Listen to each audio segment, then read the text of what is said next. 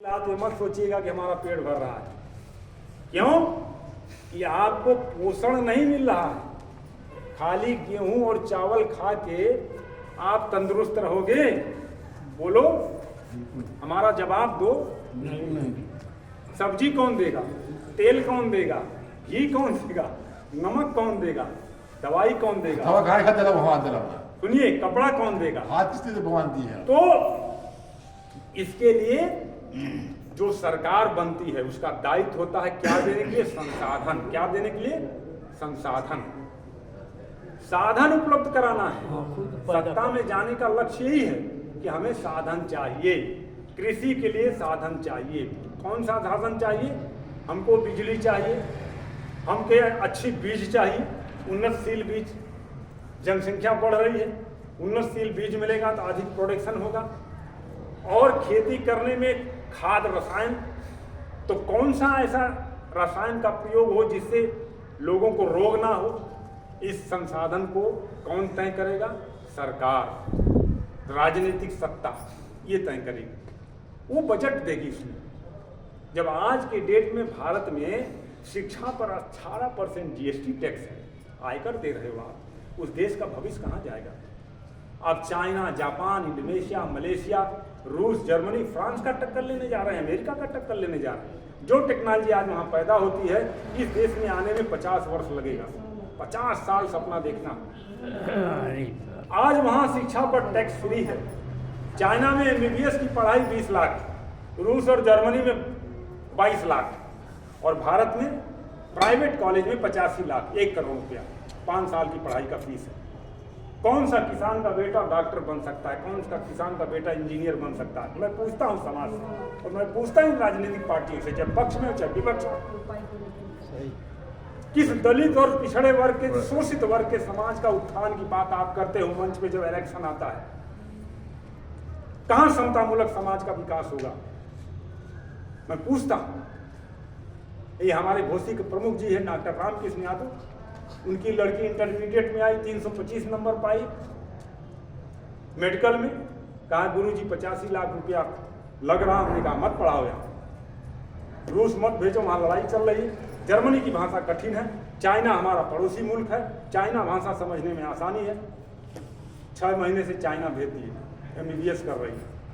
Shanghai में सबसे बड़ा यूनिवर्सिटी है, मेडिकल कॉलेज, पूरे चाइना का सबसे बड़ा, और 20 लाख में वो डिग्री लेकर आएगी। एक समय था कि विदेश से जो मेडिकल इंजीनियरिंग का डिग्री लेकर आएगा उसको भारत सरकार में एक टेस्ट देना पड़ेगा, परीक्षा, तब यहाँ आप सर्टिफिकेट पा सकते हो, यहाँ प्रैक्टिस कर सकते हो, हॉस्पिटल खोल सकते हो। आज के डेट में वो स्थिति आ गई कि अब भारत से अगर आप डिग्री ले रहे हो चाहे विदेश से, उस परीक्षा से सबको गुजरना पड़ेगा। परिवर्तन संसार का नियम है। तो क्या जरूरत है? हमारे देश का जो अर्थव्यवस्था है कैसे कमजोर हो रही है? अब जिसके घर के बच्चे मेडिकल इंजीनियरिंग पढ़े चाइना और रूस, जर्मनी जाएंगे तो 20 लाख रुपया गया कि नहीं? चाइना में गया कि नहीं? तो हमारी मुद्रास्फीति, जब अर्थशास्त्र आप पढ़ेंगे, इकोनॉमिक डेफिनेंस, मुद्रास्फीति गिरी कि नहीं? महंगाई क्यों बढ़ रही है? पैसे का मूल्य क्यों गिर रहा है? बोलो, पैसे का मूल्य गिर जा रहा है तो महंगाई बढ़ जा रही है। 1 डॉलर, 1 पाउंड, 1 येन, 1 दिनार और 1 रुपये का सिक्का 1947 में जब देश आजाद हुआ तो बराबर था। और आजादी के 75वें वर्ष में अमृत उत्सव मनाते हुए 1 डॉलर, 1 पाउंड वहां से कमा के आओ, 86 रुपया कुछ पैसा लेके जाओ यहाँ से, और 1 रुपये का सिक्के क्या, एक ठीक टॉफी नहीं मिलेगी, चुसनी बच्चों को ले जाने के लिए उपलब्ध मिलेगी, 1 रुपया का टॉफी मिलेगी। इतना पैसे का मूल्य गिर गया। क्यों? आर्थिक लूट। कैसी लूट? मल्टीनेशनल कंपनी, 6000 कंपनी भारत में आकर विश्व व्यापार की नीतियों से सहमत होकर देश मजबूर है और वो लूट के आपका पैसा ले जा रहे हैं। एक ईस्ट इंडिया कंपनी अंग्रेज लेकर आया व्यापार करने और 250 वर्ष इस देश को गुलाम रखा। और आज़ादी लेने के लिए हमारे 1,86,000 क्रांतिवीरों ने अपने प्राणों की आहुति दी, तब ये देश आजाद हुआ। कैसे वीर थे? विद्वान, पढ़े लिखे, जागृत आत्माएं थी। क्रीम हीरे कलर के लोग चले गए धरती से और गधों को छोड़ गए सत्ता संभालने के लिए। इस देश का कैसे कल्याण?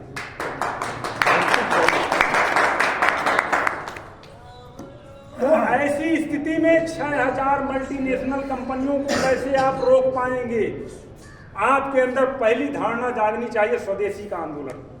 1 रुपए का जो आप पेस्ट लगाते हो ब्रश में सुबह उठकर, ये आपको नॉलेज में होना चाहिए कि जो भी पेस्ट हम करते हैं 1 रुपए का जो ब्लेड लगाते हैं दाढ़ी बनाने के लिए सुबह उठकर और ब्रश करते हैं, पहला जीवन का पहला आवश्यकता जब सुबह आँख खुलती है तो 1 रुपए की पेस्ट एक दिन में खर्च होता है ब्रश में।